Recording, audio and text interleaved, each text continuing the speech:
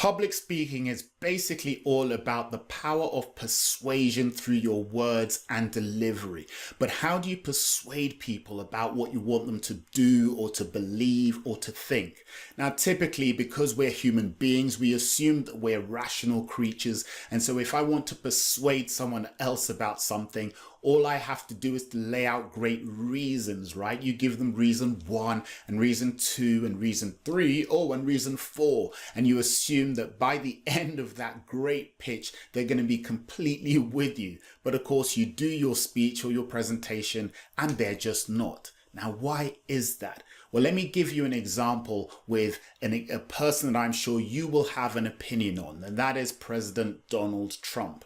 Think about it. If you love this man, it doesn't matter what anybody says against him, you will not listen. And likewise, if you hate him, it doesn't matter what anybody says to his credit, you will not listen. You have decided what it is that you know or what it is you think. And that is because of the way our brains work. This has been studied by neuropsychologists and neuroscientists. They've done MRI scans of the brains during the decision-making process.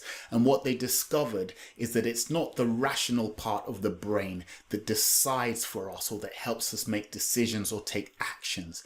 It's actually the emotional part of the brain that is triggered when it comes to making decisions. Essentially, emotions drive actions and decisions, and that's so important to remember when you're trying to persuade people to do or to think or to believe what it is that you want them to. Now, I'm going to give you a great example from a movie that I love. It was the first kind of grown-up movie I took my kids to, so it's got a special place in the Shonaike family household. It's Hidden Figures, and in this courtroom scene, the actor Janelle Monáe, she plays a great mathematician called Mary Jackson, and she's petitioning the court to allow her to study in an all-white school so that she can go on to become a NASA engineer. Let's take a look at the scene and then we'll discuss it afterwards. Hampton High School is a white school, Mrs. Jackson. Yes, Your Honor, I'm aware of that. Virginia, still a segregated state. May I approach your bench, sir?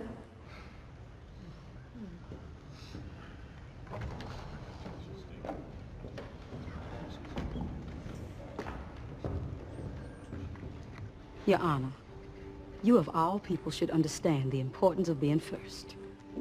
How's that, Mrs. Jackson?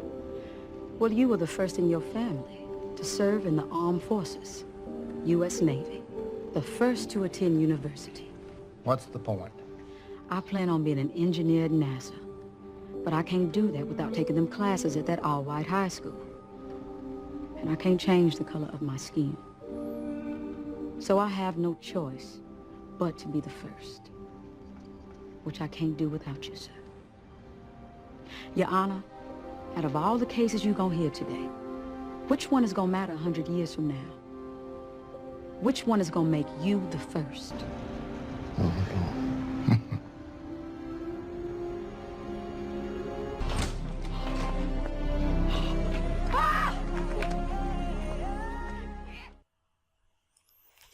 Isn't that a great scene? Now, in that scene, the character played there by Janelle Monáe, she wasn't a lawyer, so she couldn't put forward kind of great legal reasons for the judge to agree with her and do what she wanted. Instead, she approached it from a different angle and the much more effective angle. She targeted the judge's emotions, and that way she gave the judge the motivation to find a reason to find in her favor, and she was allowed to go and study at that college. What a great scene, and something that's important for all of us to remember when it comes to persuading other people. Target the emotions, not just the reason. Much more on this in public speaking in my course, Nail My Speech. Go to nailmyspeech.com, you'll find all about it, and I'll see you on the next video.